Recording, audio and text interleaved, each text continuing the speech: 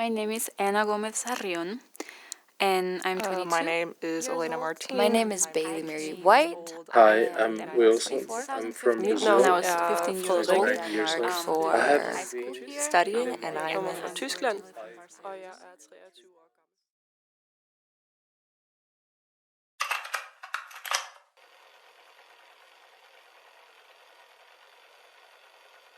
So I moved in Denmark in January, so it was cold, dark, windy, raining, and snowing.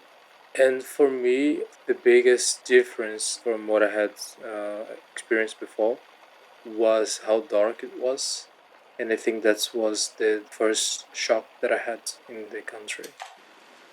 I think for me, I definitely got seasonal depression. I think that's even common with the Danes, and I was shocked because in California, the sun is never not out. Like, it's never something I worry about.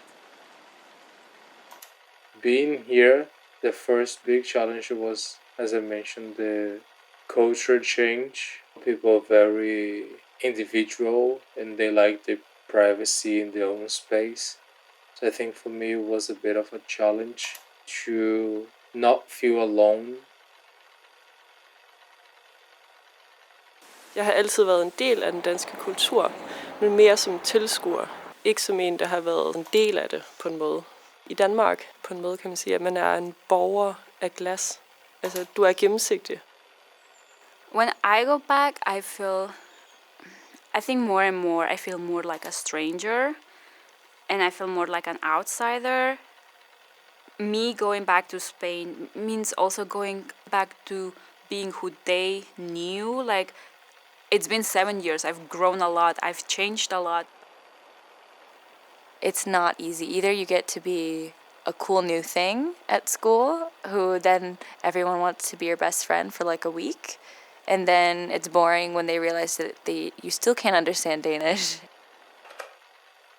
Danmark for mig er lidt sådan en blanding af det kendte og det ukendte i en, så det er mega spændende at lære mere at kende, men på den anden side er det også meget behageligt, fordi jeg kender så meget til det. Men det er sådan, at jeg stadigvæk opdager nye sider af Danmark hver eneste dag. Det er en del af mig, tror jeg. I don't perceive myself as a Dane for several reasons. I think first is the very cliche of being stereotype of being a white, blonde, blue eyes, and that's for me like kind of Dane 101 that you need to be considered as a Dane.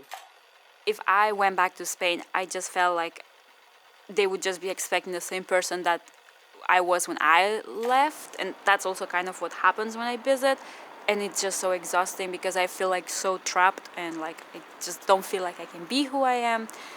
So I feel like I wouldn't have gone back because it would just mean that all the growth I've done, it would just kind of like be just meaningless or like non-existent. But in reality, the main reason is to be able to take the permanent residency, because that gives me a better security of being able to stay in the country.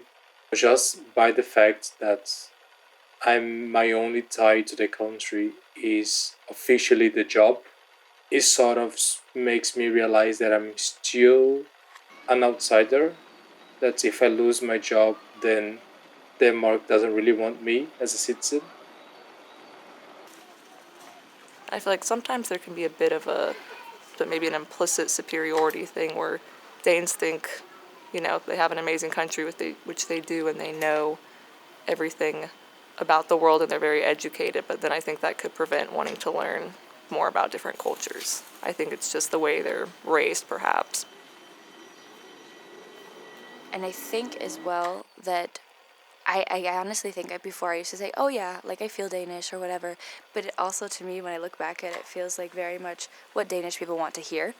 They want to hear you feel like you've been embraced. And I'm not saying that I haven't. I do feel like my Danish extended family, they love and care about me and like on equal footing as my step-siblings, and I have great friendships and stuff like that. But sometimes that also seems to erase, like feeling Danish is never enough. It isn't enough.